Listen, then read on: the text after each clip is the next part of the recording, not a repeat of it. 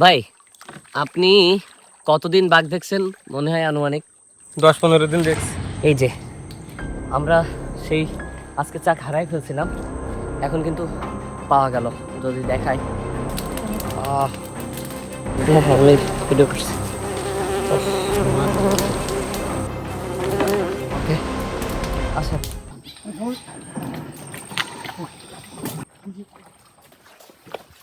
আসসালামু আলাইকুম। আমরা আজকের মতো মধু কাটার জন্য বেরিয়ে পড়লাম। আজকে জনসংখ্যা অনেক কম, তারপরেও বেরিয়ে পড়লাম আল্লাহর নামে। তাওয়াক্কাল তো আল্লাহ, আল্লাহর নামে বেরিয়ে পড়ছি। দেখা যাক কতটুকু মধু সংগ্রহ করতে পারি আমরা। সাথেই থাকেন। মন আমার দেহ ঘড়ি সন্ধান করি, কোন মিস্ত্রি বানায় আছে মন আমার দেহ ঘড়ি। ও আমার মালিক, ও আমার খালিক, ও আমার রহিম আল্লাহ, তোমার করুণায় বাঁচি মোরা। সুন্দরবন সৌন্দর্যের যেমন স্বর্গভূমি, তেমনি ভয়েরও কিন্তু স্বর্গভূমি। এই যে আমরা সরু খাল দিয়ে গভীর সুন্দরবনে আছি, আরও ভিতরে যাচ্ছি। তো এই যাওয়ার পথে কিন্তু আমাদের জীবনটা একেবারে হাতের মুঠাই করে নিয়ে যাচ্ছি আমরা। কখন কোন মুহূর্তে কি ঘটবে, কি অনাকাঙ্ক্ষিত ঘটনা ঘটবে বা ঘটতে পারে, আমরা কিছুই জানি না। আমরা একেবারে আমাদের মানে যান, যারা মৌয়াল তারা কিন্তু তাদের যান বা এটা একেবারে হাতের মুঠাই করে নিয়ে এইভাবে বনের ভিতরে ঢুকে। এটা কিন্তু অনেক সরু খাল, এর ভিতর দিয়ে আমরা যাচ্ছি। তাহলে বুঝেন সুন্দরবনের মধু আপনারা যে বলেন ভাই এত দাম কেন, এত এত কেন, কারণ এত কষ্টের পরে এত কষ্ট করে এই মধুগুলা সংগ্রহ হয়। মানে সব থেকে কষ্টটা বড় কথা না, যে জীবনের ঝুঁকি বা জীবনের সংখ্যাটা আপনাকে যদি বলা হয় যে আপনি বাঘের মুখে থেকে এই জিনিসটা নিয়ে আসেন, তো নিয়ে আসবেন। তো এখানকার মোবাইলরা কিন্তু আমরা কিন্তু এইভাবেই মধু সংগ্রহ করে থাকি। আমাদের তাড়ু কাটা শুরু হয়ে গেছে আজকের মতো। তাড়ু কাটতেছে, আমি একটু বসে জিরায় লইতেছি।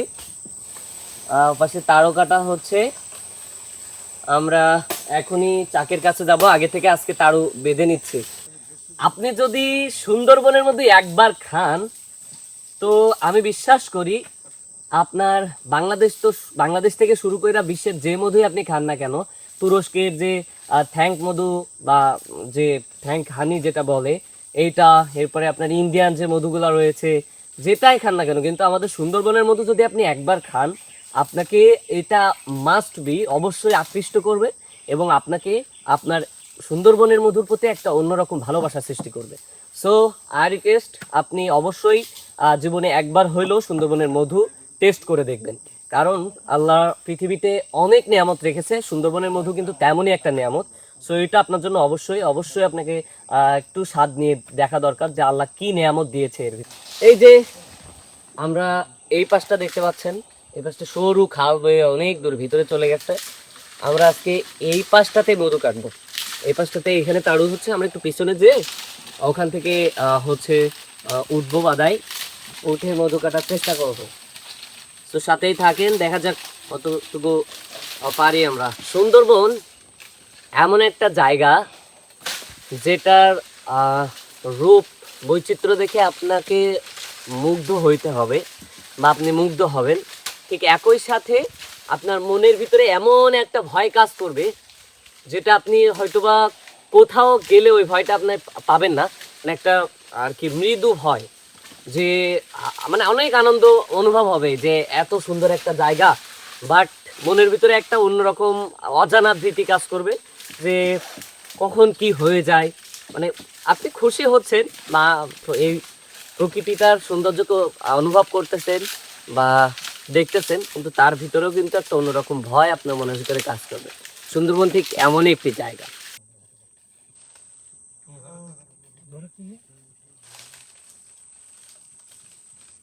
ভাই, আপনি কতদিন বাঘ দেখছেন মনে হয় আনুমানিক? 10-15 দিন দেখছি।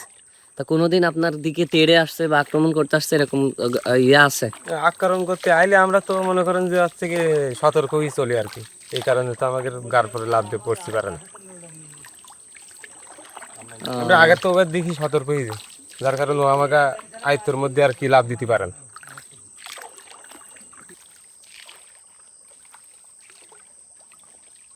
আমরা লাইভে গেছি আজকের মতো, মাঠে লাইভ গেছি গেছি গেছি আজকে কাদাটা জ্যাম বেশি, আল্লাহ জানে। আর প্রতিদিনই তো কামড় খায়, আজকে যে আল্লাহ কটা কামড় রাখছে মৌয়ের মাসির, আল্লাহ ভালো জানে। দোয়া করেন আমাদের জন্য। আল্লাহ ভরসা, তাওয়াক্কাল তু আলাল্লাহ।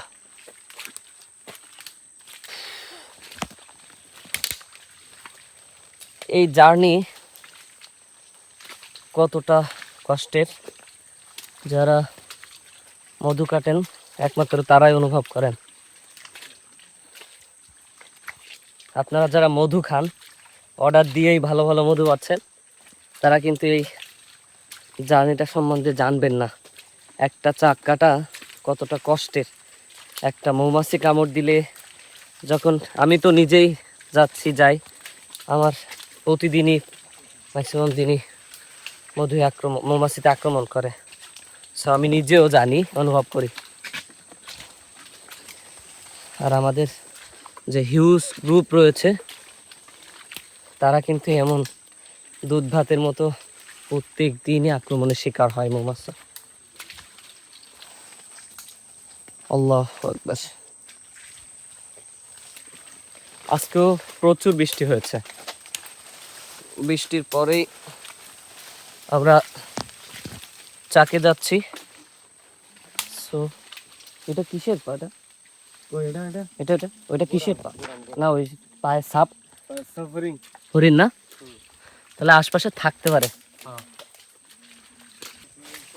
আমরা আমাদের কাঙ্ক্ষিত চাকটা আজকে কিছুটা হারাই ফেলছি।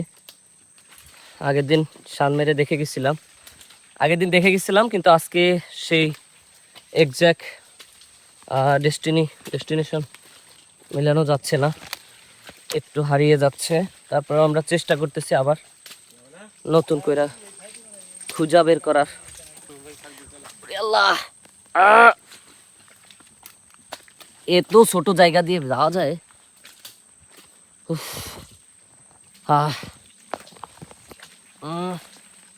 ভাই কই? হ্যাঁ, বনের ভিতর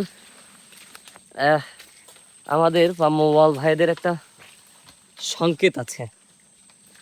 সেই সংকেতটা কেমন জানেন? সংকেতটা হলো এই, এরকম হচ্ছে সংকেত দেয়, যদিও একে অপরের সাথে যোগাযোগ মেনটেনের জন্য। আমাদের চাকটা পাওয়া গিয়েছে। এই যে আমাদের চাকা, একটু দূরের থেকে আগে দেখায়, আমাদের তা কারো জ্বালাইতে হবে আগে।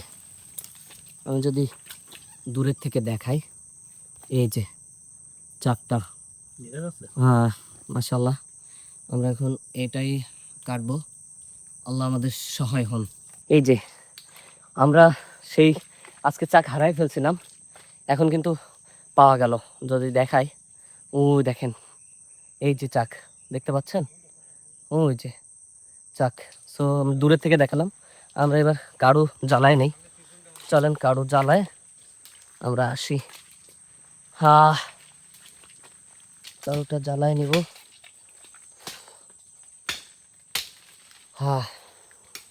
কারো ধরানো হয়েছে, মুখটু বেঁধে নিচ্ছি আমরা যতদূর সম্ভব, লোকাল সেফটি আর কি।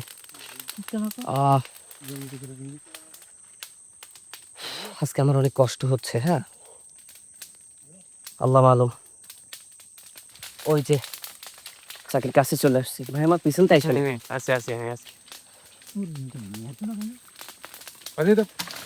কই আপনি? আসেন। উফ,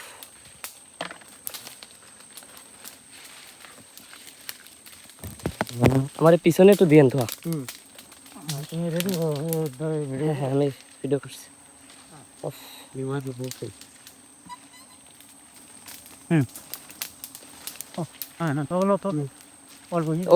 ওরে আল্লাহ, কি কারণ আছে? এ পিস পা মনে হচ্ছে কামাইছে গলার এখানে। হুম এটা দেখুন। ওকে নেন রাত পারো হাত পারো কেমন কেমন লাগে তোমাদের ওর কাছে তো ওই ও ধরছিলেন।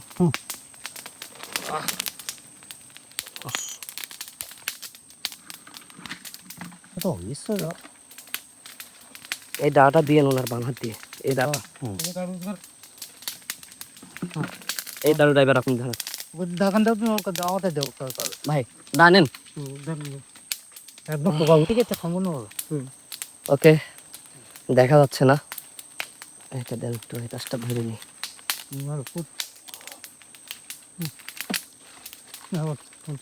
আসেন নালতে আমার কাছে দেন। ওকে আসেন হয়েছে। কারোর ভিতরে সাড়ু নেওয়া মধ্যখানে থাকবো মধ্যখানে। ওকে চলেন।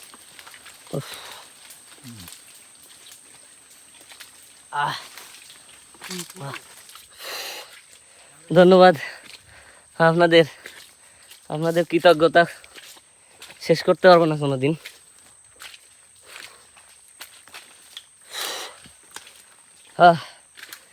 কি কষ্ট, আপনারা সুস্বাদু মধু ঘরের বসে অর্ডার দেন, সুন্দরবনের ন্যাচারাল মধু, কিন্তু এই যে জার্নিটা এটা কখনো অনুভব করেন? এটা কখনো অনুভব করতে পারেন আপনারা? এই প্রাণ জান একেবারে হাতে করে নিয়ে তাই মধু কাটতে আসা।